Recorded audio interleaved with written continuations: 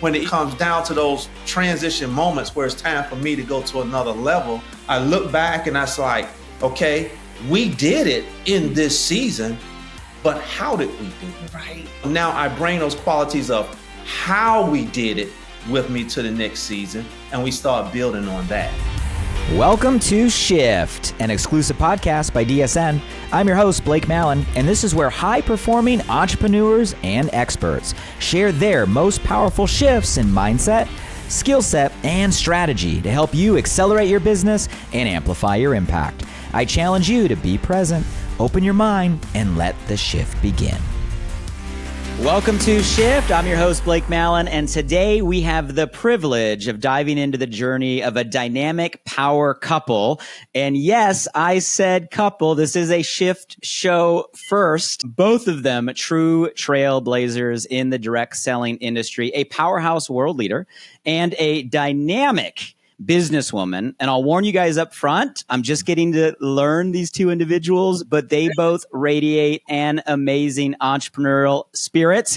So you're going to feel that today and set a true high standard of excellence in everything they do. From a corporate America background to becoming a stay-at-home mom turned six-figure earner in their first year in this channel. Their story is one of transforming adversity into triumph, and now have built direct selling businesses that have done billions of dollars in revenue. They believe in servant-driven leadership.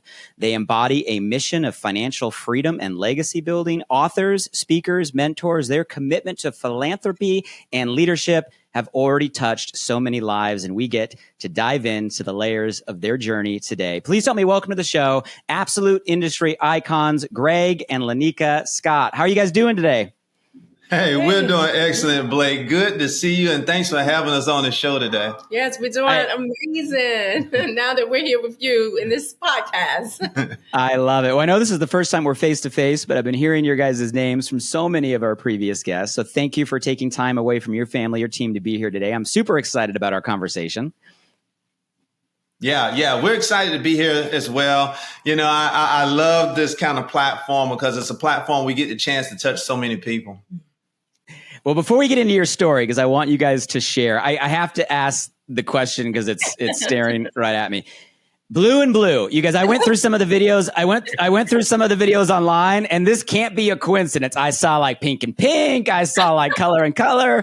Like, is this a thing? Is this an everything intention thing all the time? Or is this like pure luck? How does this work? I want the honest answer.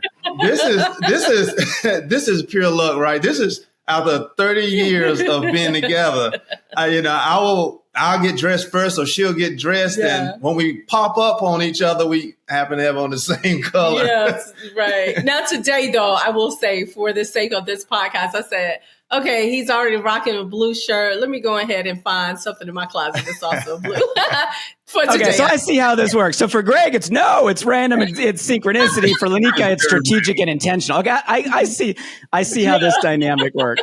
Lenika, I know you didn't plan the background Pantone though, right? Because your background is matching the eye color, is matching the shirts. You guys are glowing right now. I love it. I respect it. Well, you guys, let's dive into the story. We got, stay-at-home mom, now business mogul. You guys have done crazy things for a long time in the industry.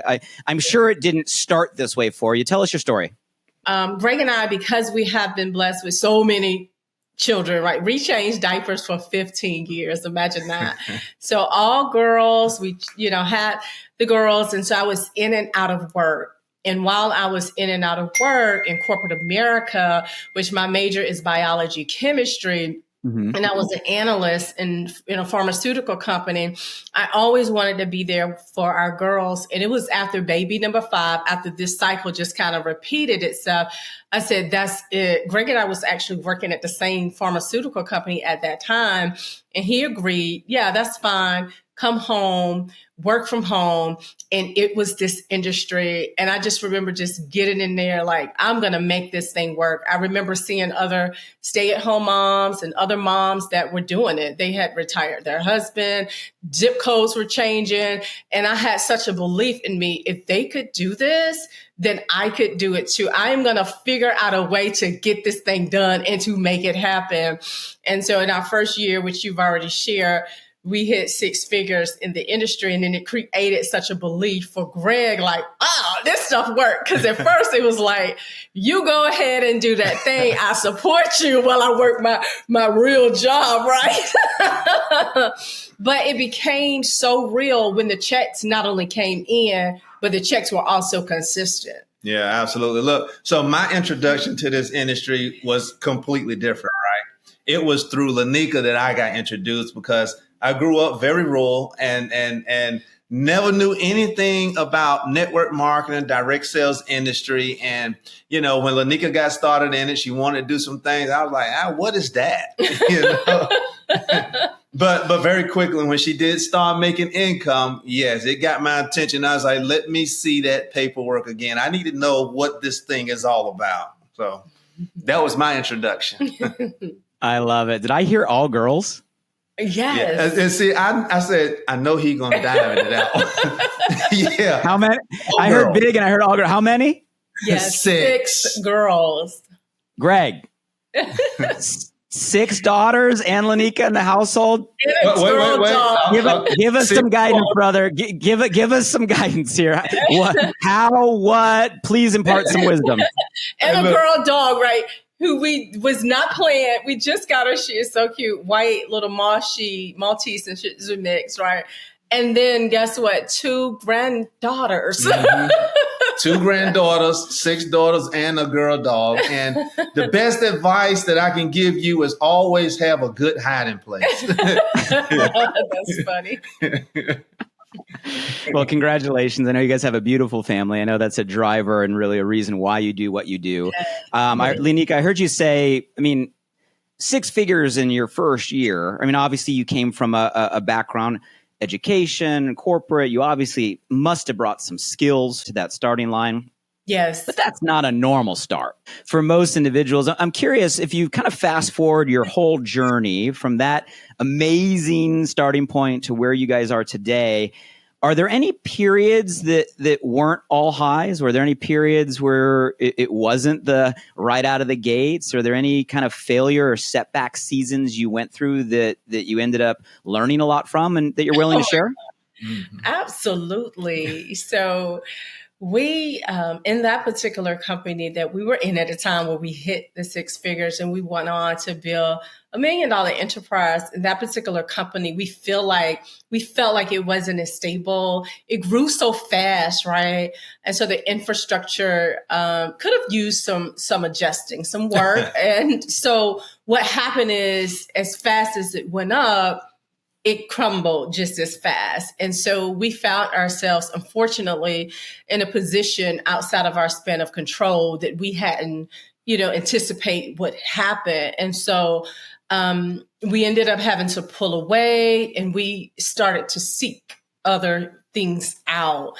And we are also a man and a woman of faith. And so as we were seeking God as to, okay, what are we going to do here? Like, what is next, right?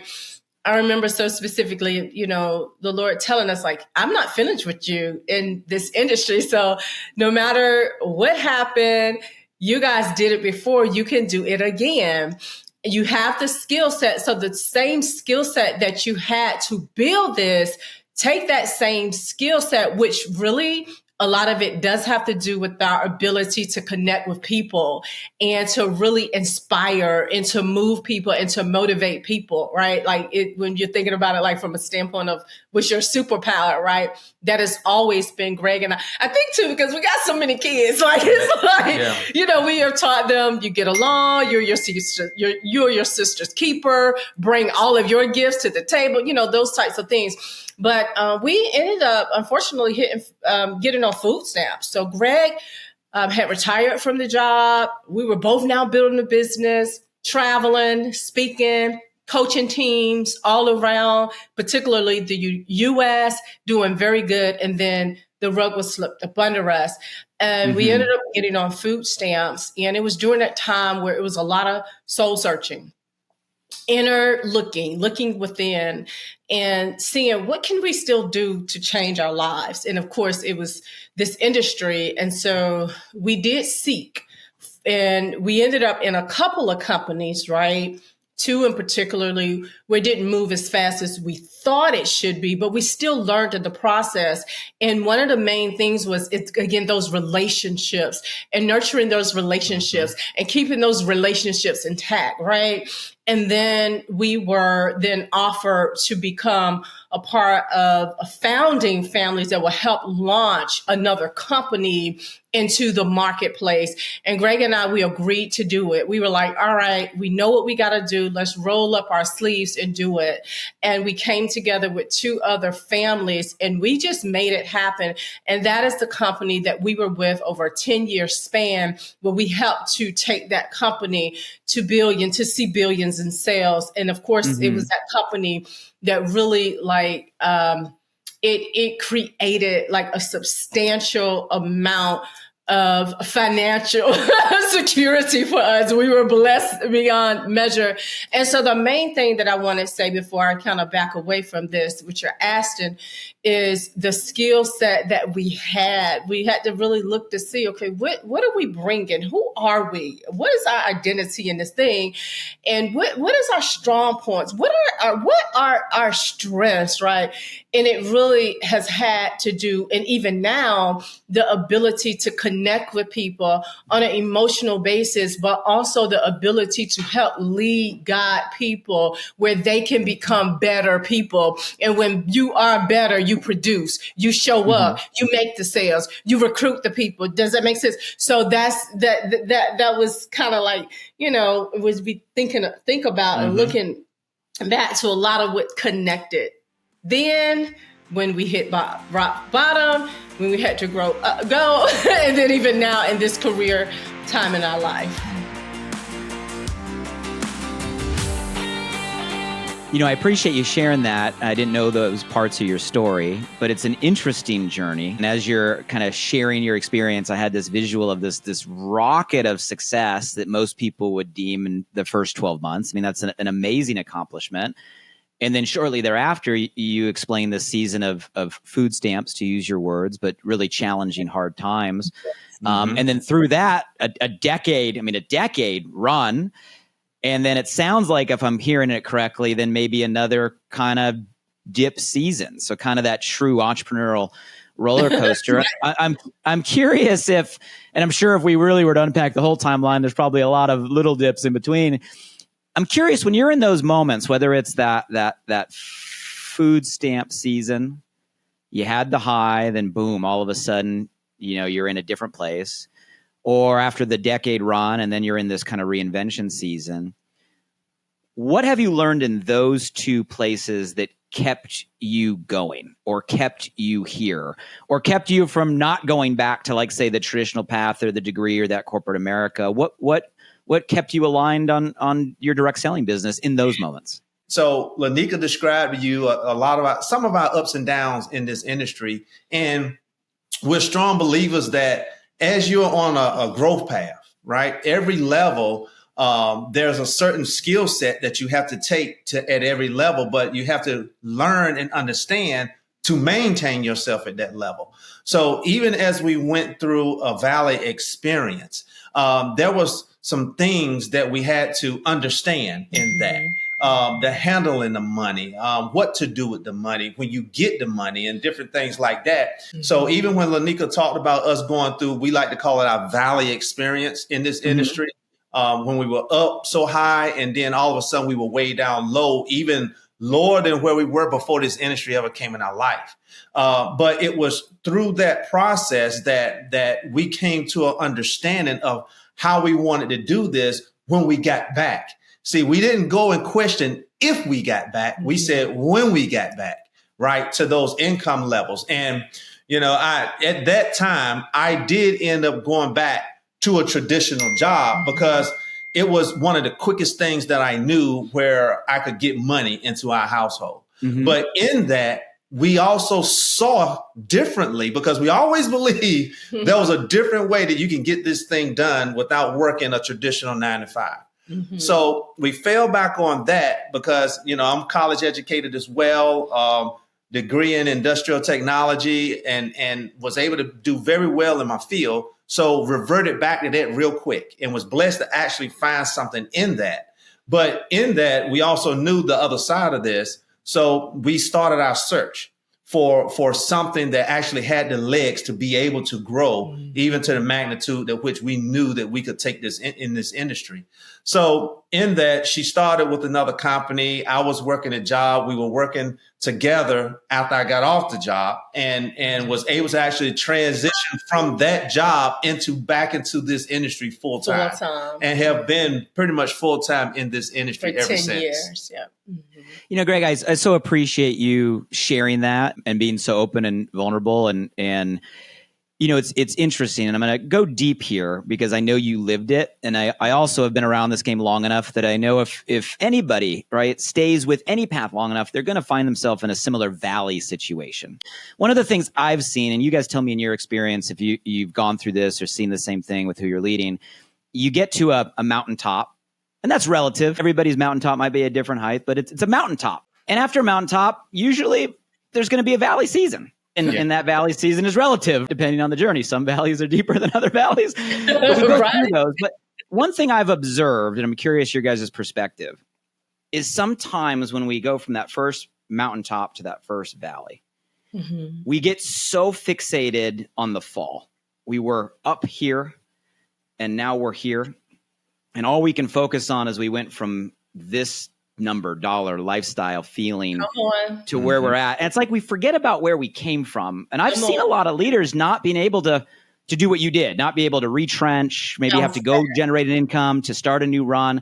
I'm curious, two things. One, if you've seen that, and some people just get stuck in the valley, but you guys made it through twice. What makes you different? What's the mindset, or what did you do to not get stuck in the fall mentality and be willing to say, hey, we're going to set a new run? I'm curious. Yeah, so I would say, of course, our faith, that played such a great part of it. If I may also be a little transparent, that it may help someone else who may be right now in a low place after having seen success, tangible success I'm talking about right there, because it wasn't easy every day to do it.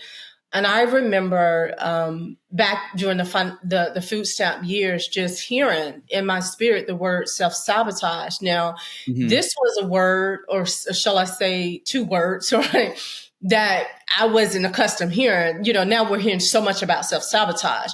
But at that time, no coach, nobody had told me, but it was the Holy Spirit that told me that. And I'm like, wait a minute, what is this about? And I began to look up the definition of self-sabotage, and I was like, oh my God, these characteristics I have. So what God began to show me is that, where I want to take you and Greg to, and what you guys have been through, it really is not a lot about you, but you really being an example to show other people that if you do build wealth, or if you do have success and you lose it all, you can still do it again.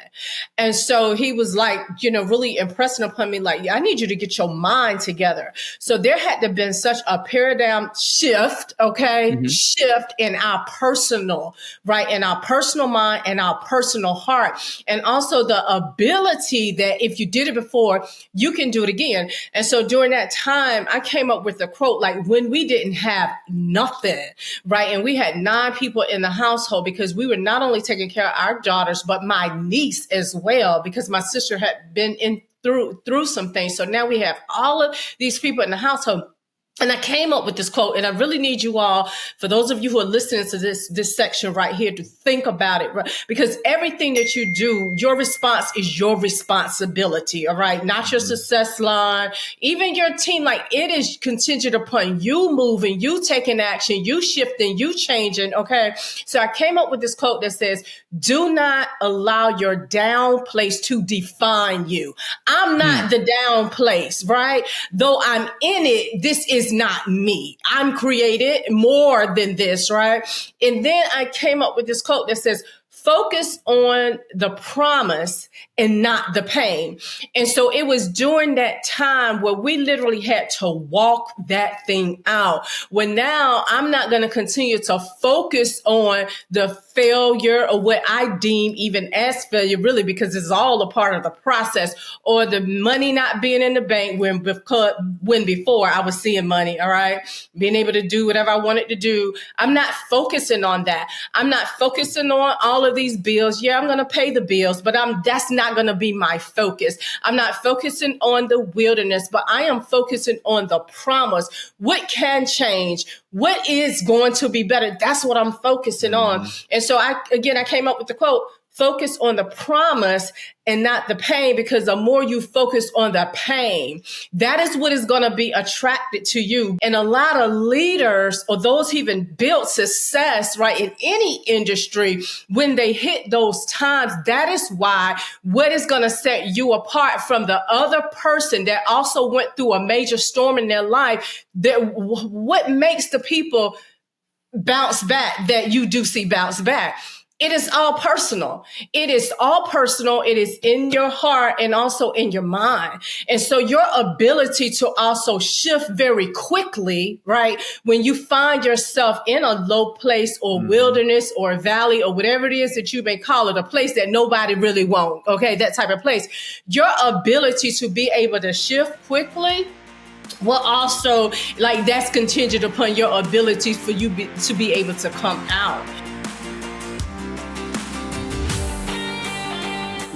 Life is about transitions, right? You always transition from season to season, level to level, those different things. But I think for a lot of people, they're not present in mind enough to be aware of the different shifts and the different seasons that they go through.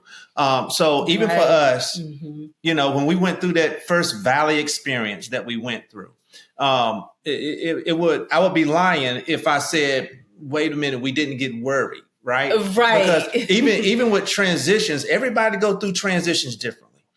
You know, and I'm speaking for myself. Typically, I'll go through a transition pretty quick.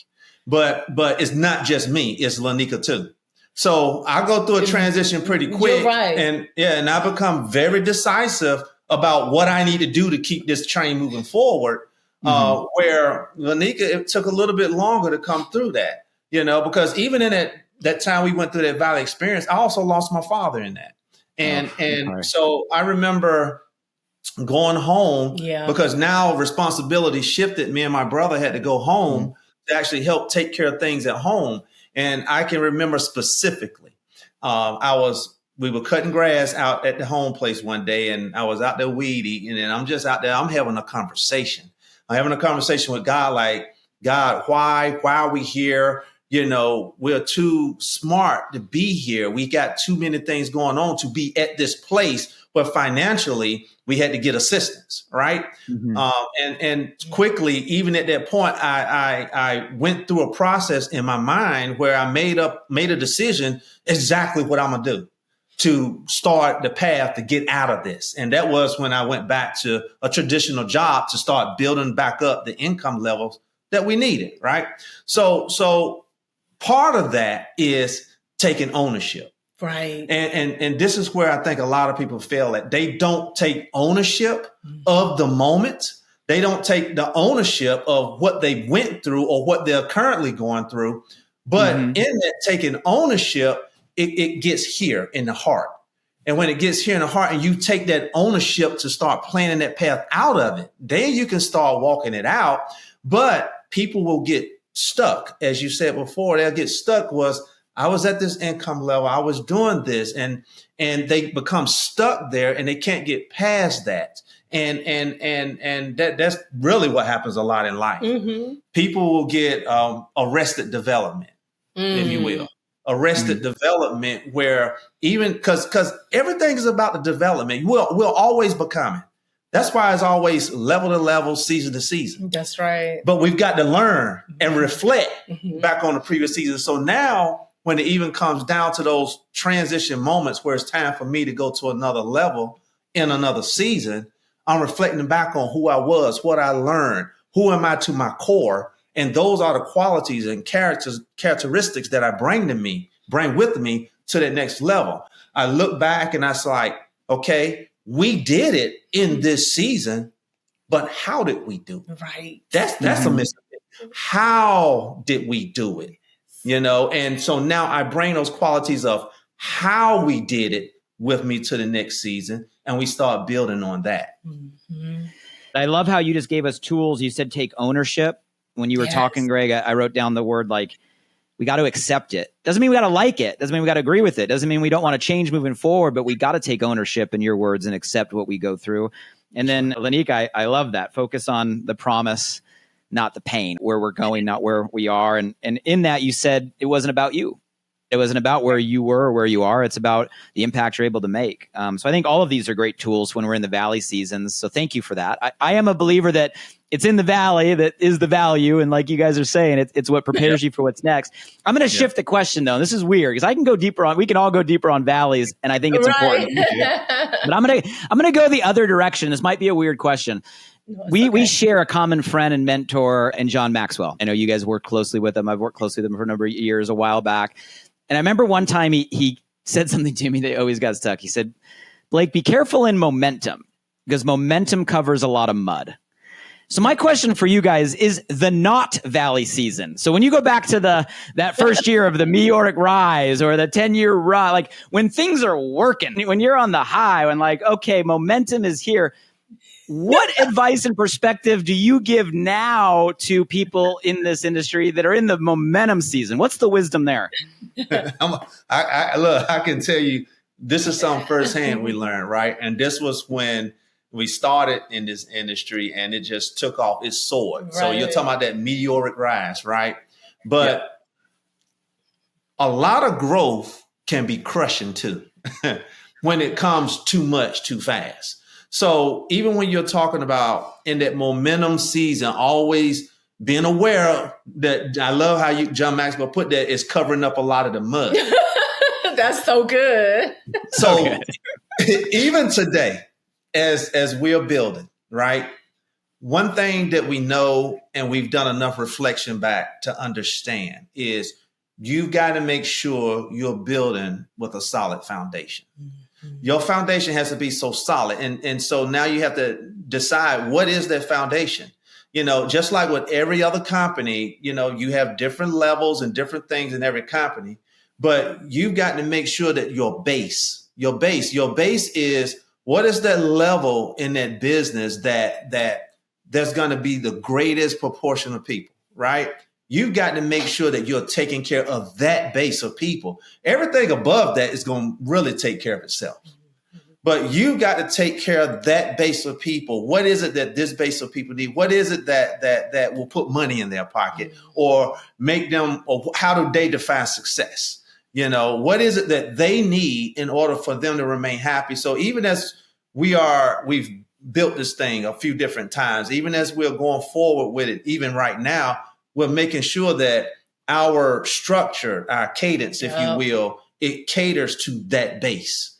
And a lot of times in this industry, people get lost in all the high levels and the high ranks and, achieving this. Of course, they're there because you want people to achieve it. But knowing the dynamics of this industry, you've got to keep that base at a good place where they're happy and everything is moving. So even from a culture standpoint, it got to be a very given culture where people feel welcome, people feel happy. For the most part, people working 9 to 5s, they deal with a lot of the mess every single day working a 9 to 5. Now you want them to get off of a 9 to 5 and work this opportunity. But then over here, this opportunity from a culture standpoint, it's tore up. Right. Then they're not going to hang around because they deal with enough of that, right?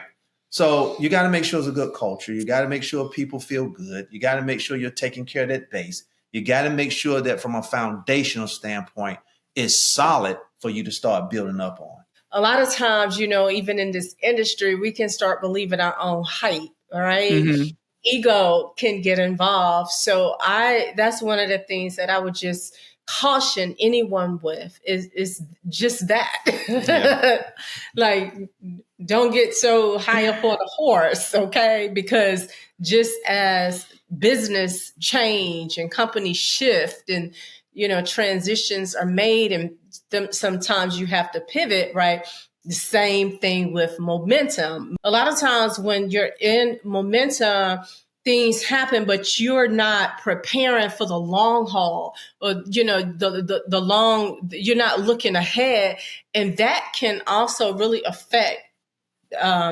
It can also affect leaders. Mm-hmm. And so I would just encourage all of us, like when you are in a season of great growth and momentum, even if it's just a few years, like keep yourself grounded, stay humble. You don't know everything. You still have to learn. Talk to somebody to say, okay, we have this, so how do we keep it, right? So that we're not also squandering things, which is, that happens a lot in our industry as well. But then too, look at the people. Who can I help even more? How can I continue to serve in all of this? So, but also you laughing, but also it's such sound advice, and I'm laughing because I know it's true. I know it's kind of a weird question to throw at you guys because the values and the valleys. When you're in the valley, you build the muscle, you shift the belief, all the things you guys are telling. But when you're in enough valleys and enough mountaintops, you also realize there's stuff you got to remember when you're in momentum. Now, for those of you guys listening, we're not trying to scare you. Like, momentum is fun. You want to experience it. We're just trying to impart the wisdom that when you go into those seasons, I love how you said, Lenika, we got to stay grounded. There's things to be aware of so you can set yourself up for the future. I'm also hearing in your guys' example, it seems like financial literacy, financial intelligence, maybe even more so than I hear from most leaders. Go deeper there. Is that part of that foundation? Do you guys have certain principles when it comes to finances that you're teaching and training? I'd love for you to go down that direction and something to be valued for everybody that's listening. Yeah, absolutely. That goes back to our dating phase, right? We had a lot of those commonalities even in the dating phase where we wanted to live that debt-free lifestyle, and we were able to start living it 20 years after that, right? But it's even in making that money. I love this industry. I love what this industry can do. We always tell people we're on that constant hunt for that right place where we can really lay our head. But even in that search for that right place, you're going to run into some things maybe that, it is what it is, right? And this industry can be a little volatile sometimes too. I love this industry with all my heart, and I'm serious, but it can be volatile.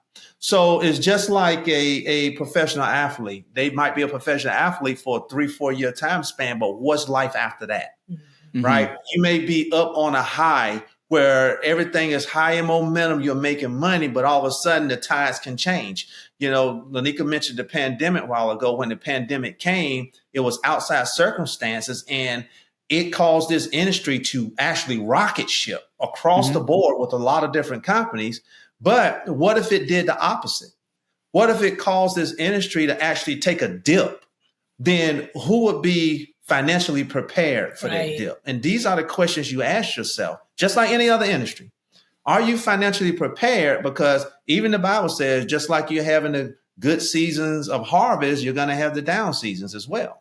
So you're always in a state of preparation to make sure that you're ready for when a down season may come. So even when it comes down to living a debt-free lifestyle for Lenika and I, we're living that lifestyle so we can really be building that legacy and that inheritance for those 6 kids and right now the 2 granddaughters, right? But we're always in a state of thinking about that. And that's even our vision, when we're even talking about big vision, is being able to leave that inheritance for them, right? Or leave that inheritance for our great grandkids, and make sure that from a place starting out, they didn't start out like we did, but they're starting out higher than we did. And one thing that I would say, and we both would say, it is not about how much you make, but it is about how much you keep, and you are wise with it too. Like, you have to have a vision. You have to have a personal vision for your household, and don't allow anybody for that sake to deter you from your personal vision. And so, because Greg and our vision was so strong in regards to debt freedom, when things shifted, when things changed, when things stabilized, when there were dips, we were good. Like, we were so good. Yeah. Yeah. Even through this last transition, it wasn't, we didn't hiccup. Now, of course, we went like 2-3 months, right? We was just able to go through those few months and didn't have a hiccup, didn't have an issue. And then we, of course, started on this path again and been blessed again. I'm so happy for you guys. I know what you're doing is absolutely phenomenal. And it's because of the experiences you're sharing, the shifts that you made, the foundations that you set. And it's sound advice for everybody listening. And it doesn't start when you hit the top of a plan or make a gajillion dollars. These principles, what you're hearing from these two is it starts now. It's foundational. So thank you guys for sharing. I'm going to go one step further in this whole finance, money, literacy conversation. And this might be a little controversial or taboo. We'll see where this goes. But That's okay.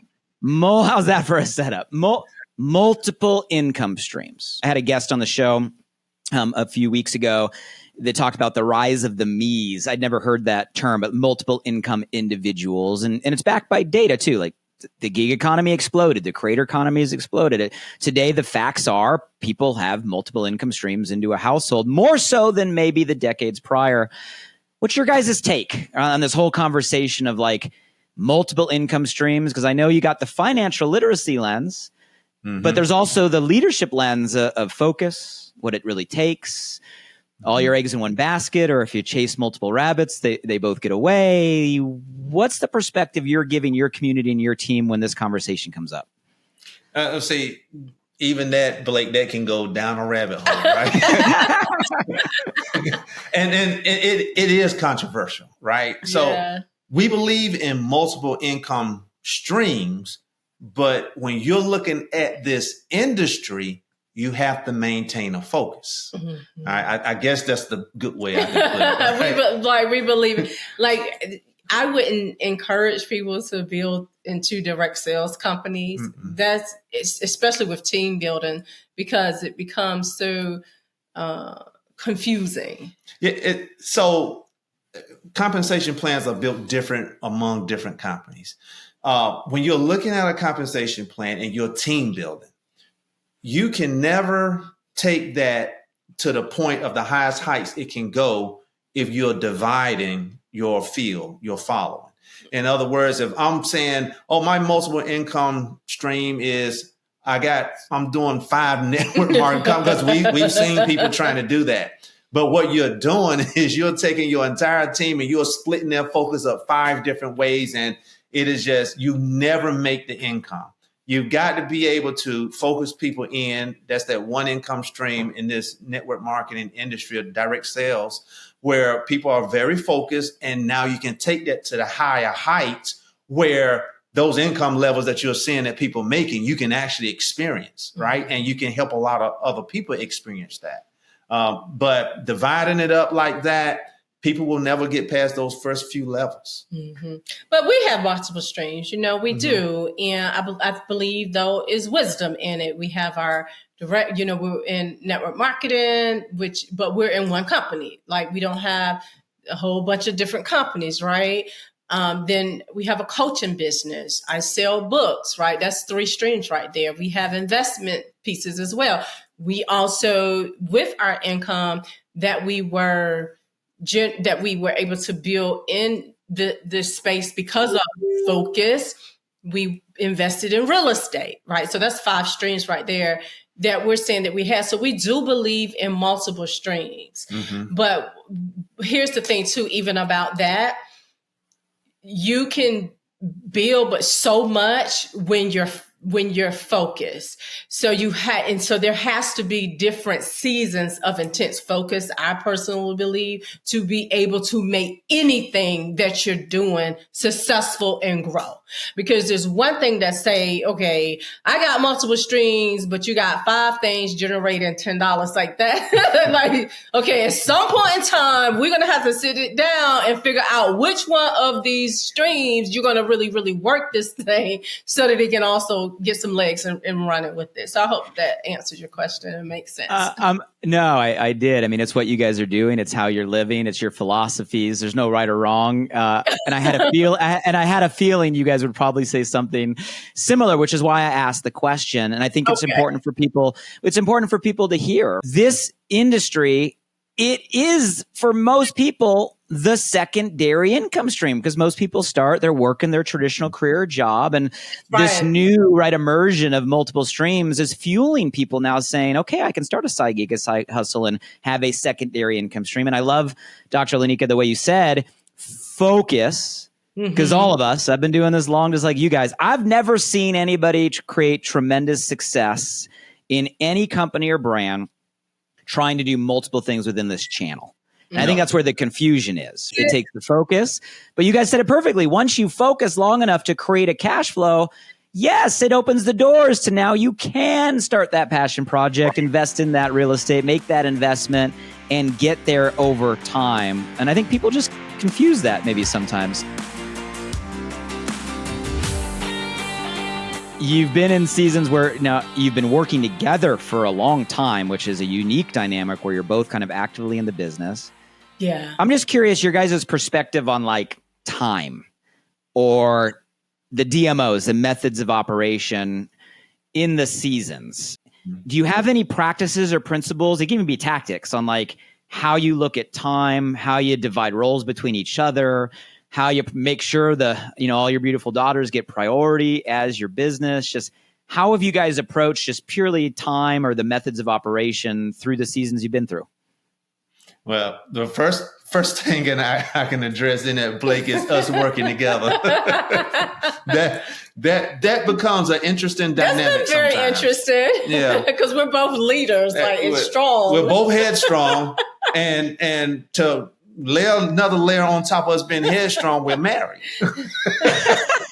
Wait a minute, what you tell me to do? You ain't my mama, that kind of stuff we hear. Yeah. Here just a few hours ago. I'm like, okay, could you call this person and tell them such and such? While I'm like getting work done over here, he's like looking at me like, okay, really? but how does it work? Because you got that in business and you got your household duties and your family duties. Like, It takes a lot of grace, okay? Can we just say that, Blake? The word is grace. But one thing I will say this, because I definitely want the audience to hear this part. We have had to become very comfortable with each other gifts shining through, okay? So in our business, we are like, I'm the one that attracts people, okay? Mm-hmm. So in terms of the people coming in, I'm a recruiter, right? I'm going to get you. You're going to sign up today. But Gregg is very methodical and he's a strategist, right? And so we have had to learn how to flow with each other gifts and just like get out of the way when the other person is flowing. Okay, let me just get out of the way. Let me just shut my mouth. Let me just humble myself, right? Which ain't easy all the time. Right, but that has helped us tremendously in that. And so like when Gregg, he's a numbers guy, when he's teaching and training the team on numbers, like I am just out of the way. We may be still in a setting like this, but when I'm encouraging and motivating and pushing, like he doesn't, he's out of the way. And so we've had to learn how to do that. So that's one aspect. Yeah. And I definitely have to agree 100% with that, and even in that, it would be remiss if we say we never bump heads, right? We bump heads, but in that we have that understanding. She's got her set of gifts. I have my set of gifts, and we have gifts that we have together, and we're able to flow in that and respect each other in the prospective gifts that we have. And we're able to go out there and dynamically do it like that, really. And this funny we're talking about this because we've also did some training with some people on this as well, as far as working together, as a husband and a wife, which again has its own dynamics. But we make it work. We do. And one thing that I did want to, because I want to make sure that we got your question answered too, because you spoke on time, but then you also talk about like the daily mode of operation. And so one thing that we have not only taught, but we have lived by is even our daily mode of operation. And especially when you're new getting started or when you're new launching a team, like there has to be some foundational principles involved. And those foundation principles is one of our coaches, the late and great Mr. Fred Herzog, he said, you got to stay in phase one. And so this have also been something that Gregg and I personally have done. What did that mean? What does that mean for those of you who may be saying, okay, what is phase one? That is new people into your business, getting new customers, and then also new partners into your business. But you have to do that. And one thing that has even helped Gregg and I throughout the years is leading by example and staying in phase one during seasons of growth, during seasons where, high momentum, during low times. We have always done that. And that has been, I guess, a consistent mode of operation. Is just making sure that we're doing that. And that's foundational to anybody, no matter how long you've been in the industry, how long you've been in the game, whether you've just started out, whether you had some success, you're growing, or maybe even you are a leader. Like, when was the last time you recruited someone into your business? When was the last time you went out and got a customer? Like, that is so important. And that is something that we also not only talk to our team and show our team, but we also we do it because we're leading by example. Yeah. And the last thing I even share with that is, and this goes back to something I heard a long time ago. Lenika and I, we do schedule out our time and do those types of things, to make sure that we are actually allotting what we need to allot for. But when you have something to do, it's not that you don't have the time, you're not taking the time. So you sit back now and you reflect back on how you spent your time over the last 24 hours. And a lot of times you're going to find space where you were really doing nothing or nothing productive. Right. So it's not that you don't have time. A lot of times it's that you're just not taking the time to do something. I think it's so good. And you guys appear to do the dance beautifully. And the lessons that you're giving us, it applies to everybody. I mean, give grace. We all can give more grace to whether it be our partner or our spouse or the people we're working with, and recognize each other's gifts. And everybody does have unique, different, oftentimes, talents and gifts. And I love how you guys put each other and each other's gifts on and give each other grace. We all can learn from that. And Lenika, thank you for diving into the time, philosophy, and the DMOs. Let's go even a step further there. I mean, we're on a show called Shift. You've mentioned you guys have been through your own kind of shift seasons.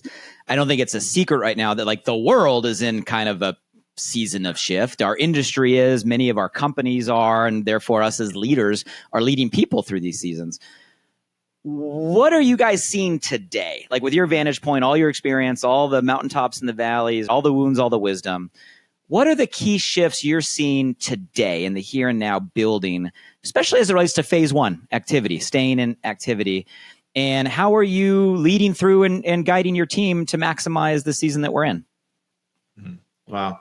Well, I will first say, from an economic standpoint, a lot has changed out here with a lot of different people. So you've got to be dynamic enough where you can meet people where they're at. And you have to be able to show people a way in which they can come and do a business like this with us in direct sales. And they're able to now make that extra income, that part-time or even full-time income.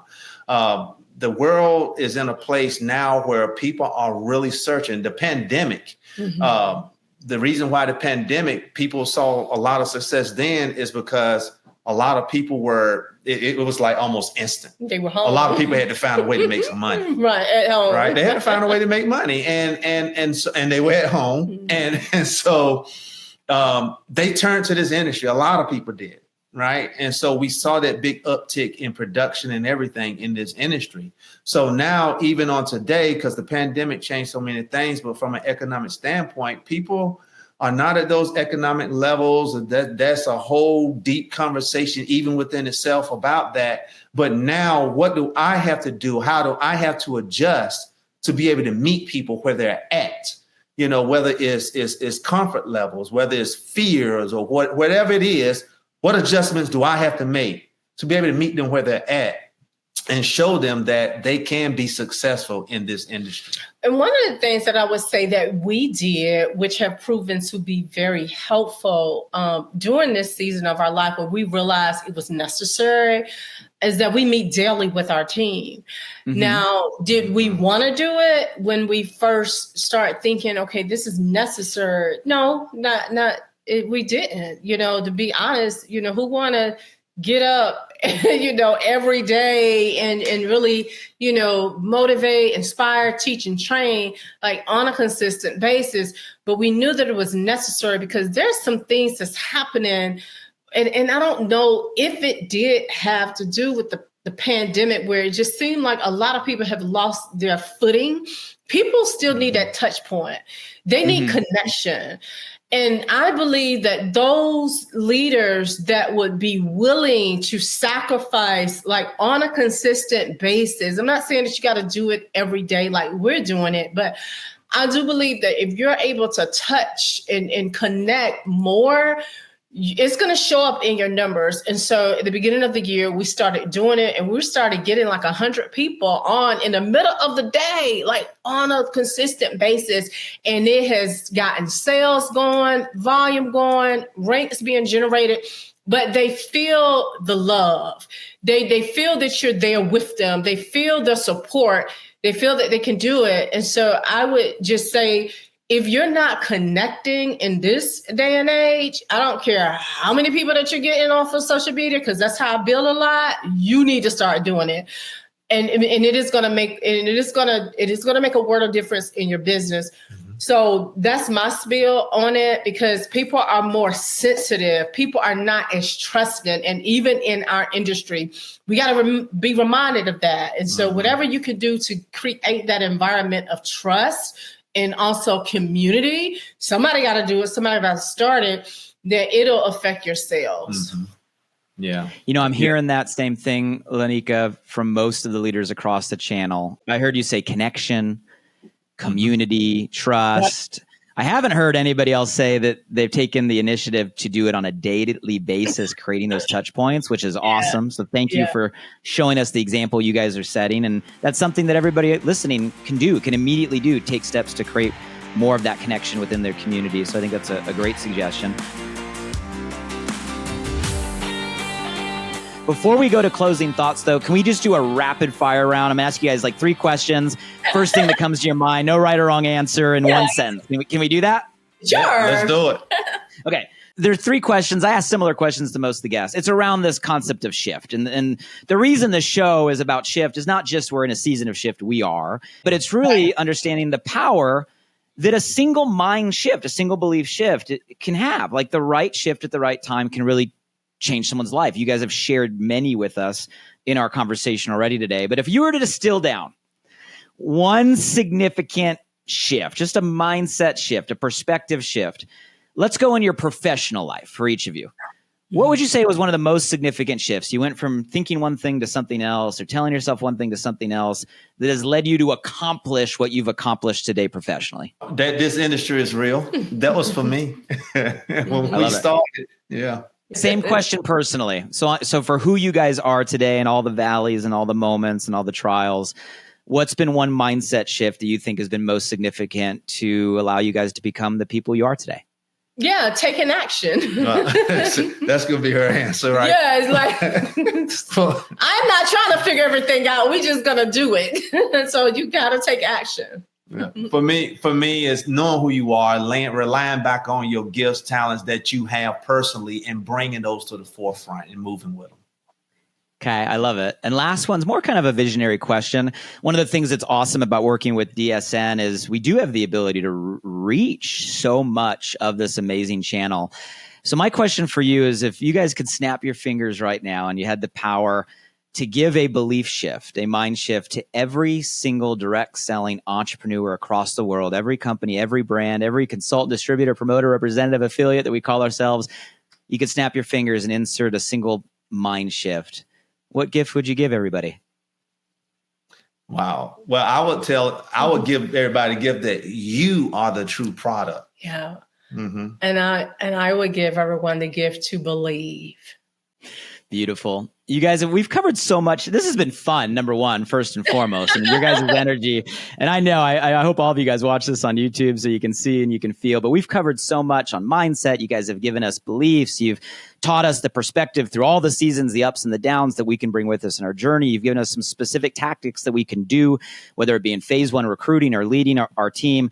Before we round out, is there anything else you guys want to leave us with, some closing thoughts maybe that we have covered or haven't covered before we round out today's conversation?